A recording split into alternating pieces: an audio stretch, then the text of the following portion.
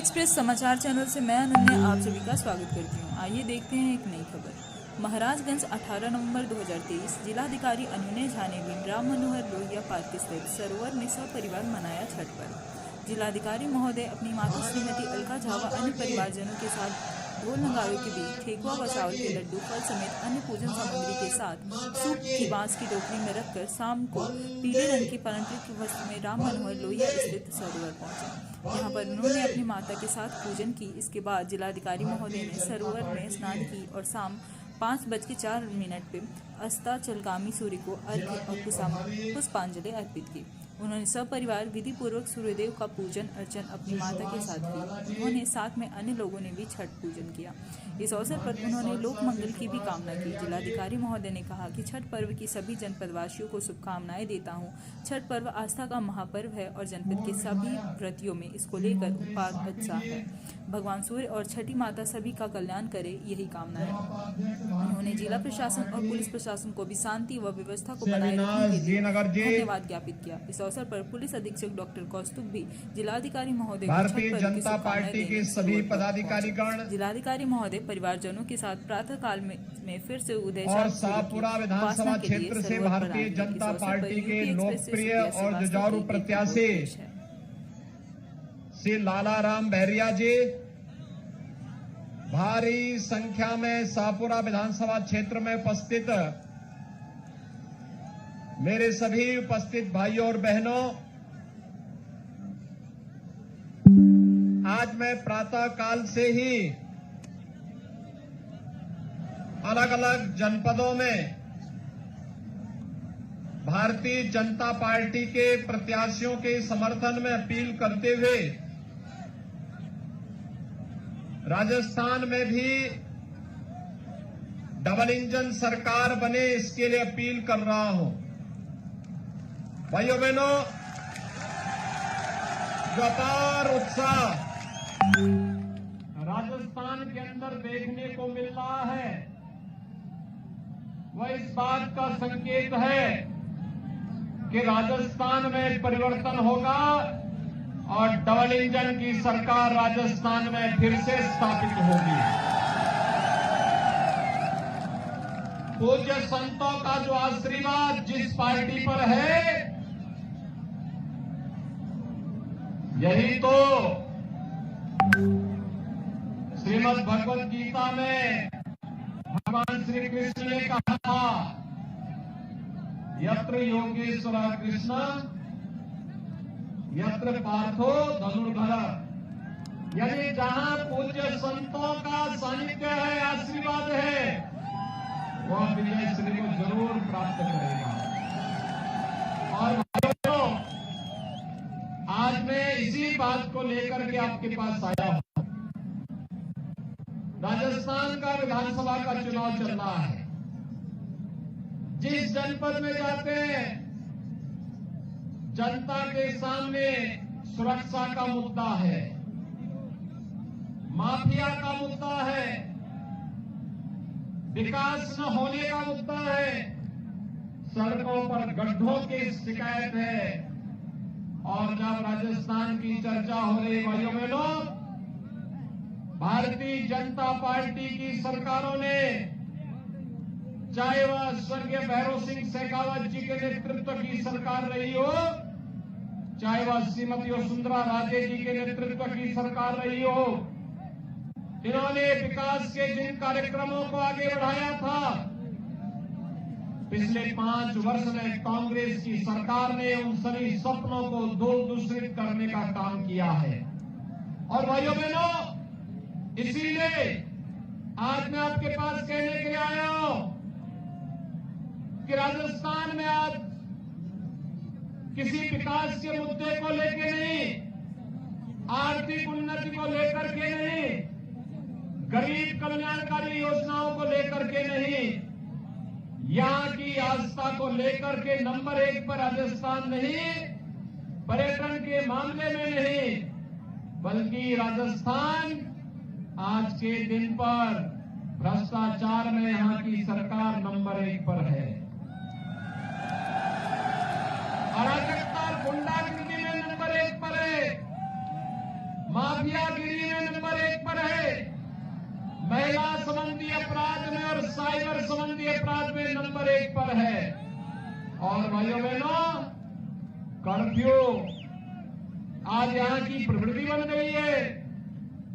एक और जब भारत विकास की नित नई प्रतिमान स्थापित कर रहा है, वैश्विक विकास की नई बुलंदियों को छू रहा है, उन स्थितियों में राजस्थान उससे वंचित रह जाए, ये कैसे हो सकता है? और इसी के लिए हम आए हैं आपके पास कि भारत ने विकास की बुलंदियों को छुआ है, भारत का दुनिया में सम्मान बढ़ा है। प्रधानमंत्री मोदी जी के प्रति जब दुनिया पलक पावड़े बिछा करके इनका स्वागत करती है, तो स्वागत 142 करोड़ भारतीयों का स्वागत होता है। आज भारत की सीमा सुरक्षित है। ये नया भारत है, छेड़ता नहीं, लेकिन अगर कोई छेड़ता है तो उसको छोड़ता भी नहीं है। भाइयों बहनों, ये नया भारत है, यहां आस्था का भी सम्मान है और विकास के बड़े बड़े कार्य, कहीं हाईवे, कहीं रेलवे। भैया इस मंच से आप लोग थोड़ा पीछे उतर जाते हो, पूज्य संतजन बैठे हुए हैं, थोड़ा पीछे चले जाएंगे, मंच टूट जाएगा। आप लोग थोड़ा पीछे चले जाइए, चोट लग जाएगी आप लोगों को।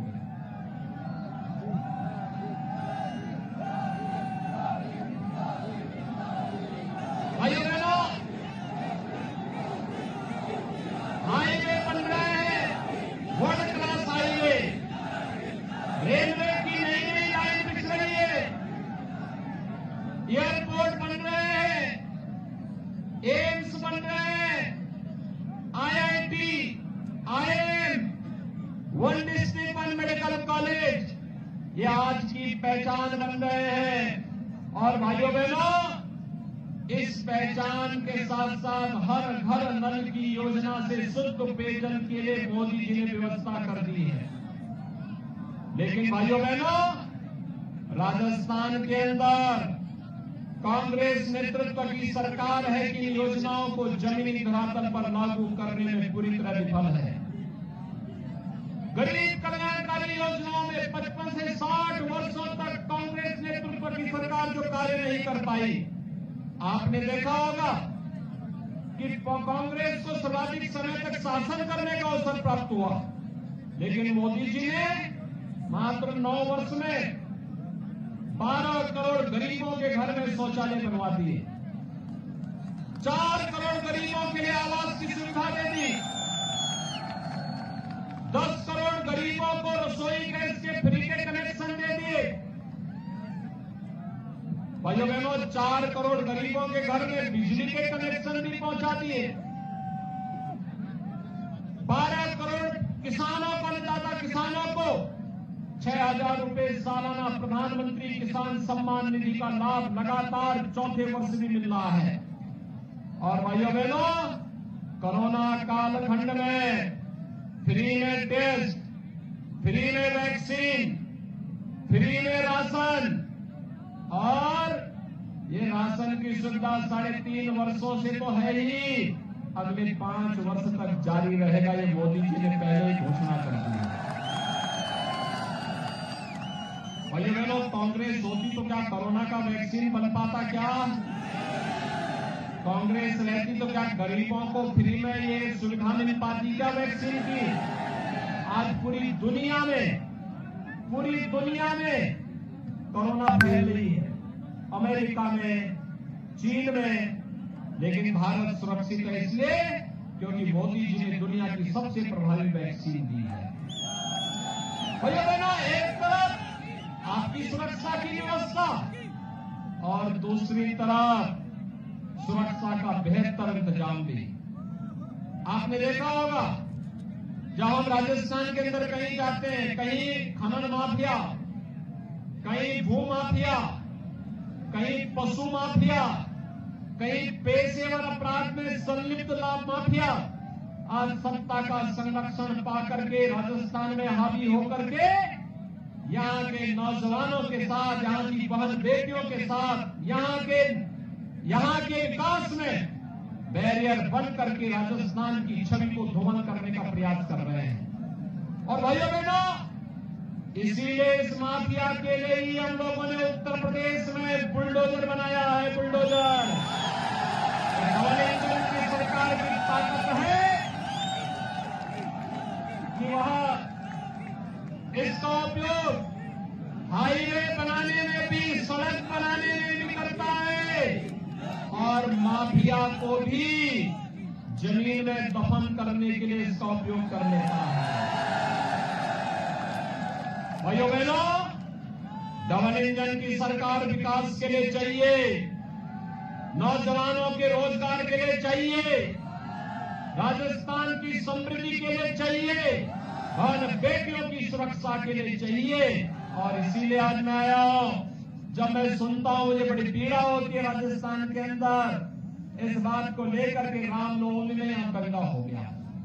आप सोचिए, रामनवमी में सरकार बैन, जुलूस पे बैन करती है, यहां पर्वों और त्योहारों को बैन करती है। भाइयों बहनों, उत्तर प्रदेश आबादी का सबसे बड़ा राज्य है।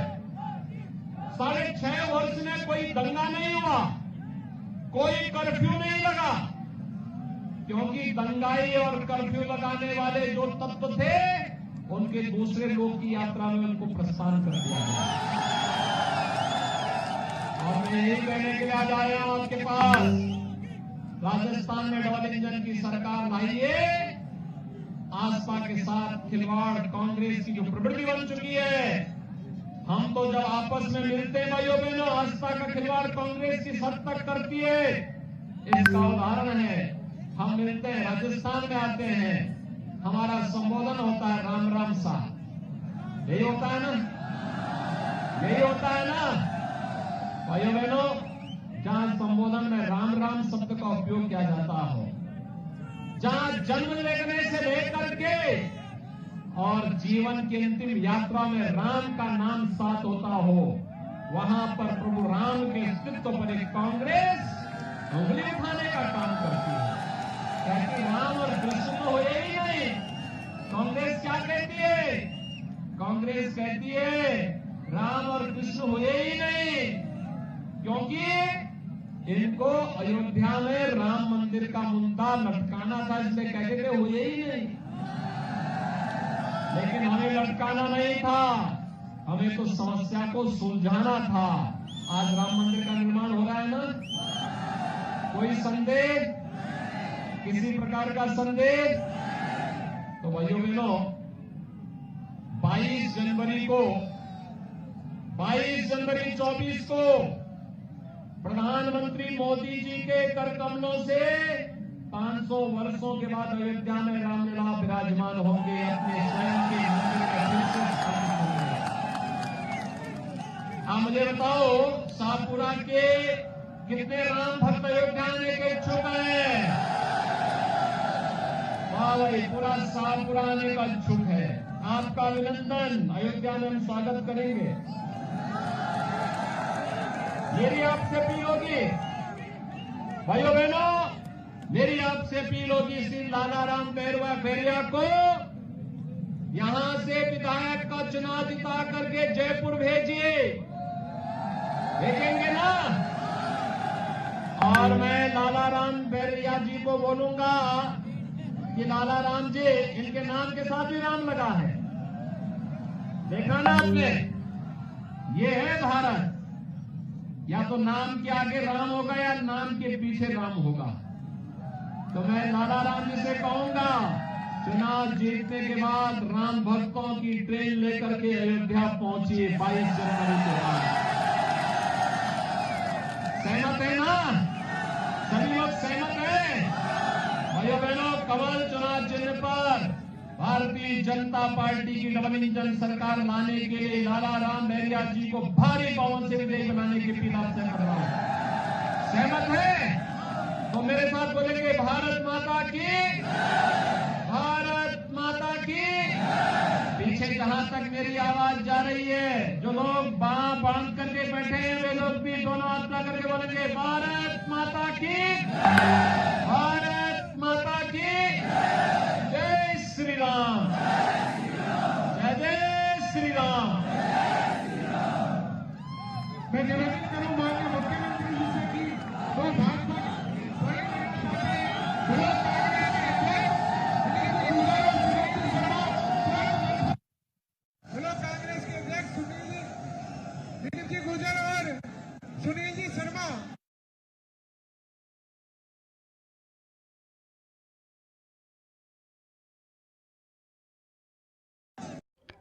अगर आपको हमारी वीडियो पसंद आई तो हमारे चैनल को लाइक, कमेंट और सब्सक्राइब करना ना भूलें। Thank you.